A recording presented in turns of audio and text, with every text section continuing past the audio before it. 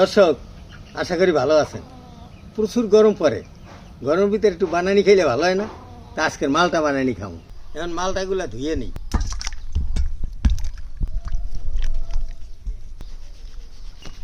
মালটার উপরের ছোলাগুলা ফালাই দেব।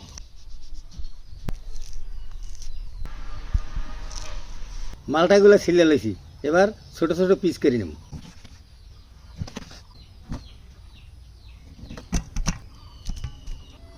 কালামরিচ, বিট লবণ, সরিষার তেল, কাসুন্দি। এবার লমু মাইকা।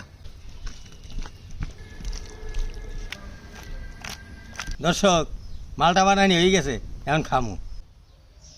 বিসমিল্লাহ। দুপুরবেলা হেভি টেস্ট। ভালো থাকেন, সুস্থ থাকেন, দেখা হবে নতুন কোনো ভিডিওতে।